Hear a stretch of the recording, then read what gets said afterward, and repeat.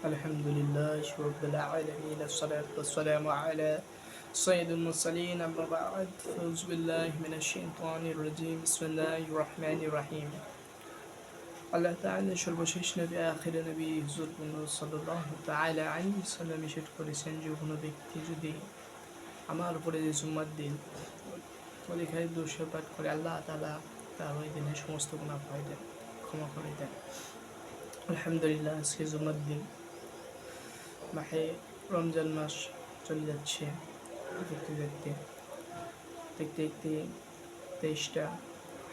22টা চলে গেল। আজ 23শে রমজান। আজকে হলো জুমার দিন। এই দিনে অনেক ফজিলত রয়েছে। আল্লাহ তাআলা বলেন আল জুমাতুল হাজ্জুল মাসাকিন, অর্থাৎ জুমার দিন মিসকিনদের জন্য হজের দিন। আল জুমাতুল হাজ্জুল ফুকরা, অর্থাৎ জুমার দিন মিসকিনদের জন্য কি হজের দিন, অর্থাৎ গরিবদের জন্য হজের দিন। অর্থাৎ জুমার নামাজ আমরা মিস করবো না। 2 রাকাত জুমার নামাজ, যে নামাজ রয়েছে এই 2 রাকাত আমরা নামাজ আদায় করবো। কারণ আল্লাহ নবী সাল্লাল্লাহু আলাইহি ওয়াসাল্লাম বলেছেন, ইরশাদ করেছেন যে কোনো ব্যক্তি যদি 3টি জুমার নামাজ মিস করলো, অর্থাৎ অলসতার কারণে ছেড়ে দিল, সে হলো আমার উম্মত না।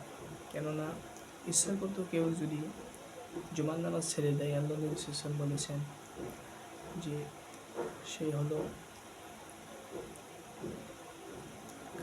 কাফেরই বলতে হবে। কেননা কাফের বলার ফতোয়া আমাদের নেই, কেননা কাফের শুধুমাত্র মুফতি সাহেব ফতোয়া দিতে পারবে। অর্থাৎ জুমার নামাজ আমরা মিস করবো না। কেননা জুমার নামাজ হলো অনেক ফজিলত রয়েছে। এই দিনে আল্লাহ তাআলা দুনিয়া হযরত আদম আলাইহিস সালামকে পাঠিয়েছেন এবং এই দিনে আল্লাহ তাআলা দুনিয়া কিয়ামত ঘটাবেন এবং এই দিনকে বলা হয়েছে সর্বদিনের সর্দার।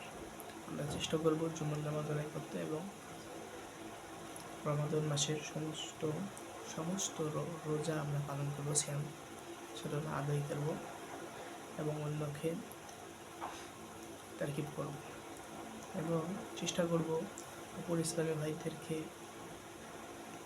সেহরির এবং ইফতারির খাবার খাওয়ানো।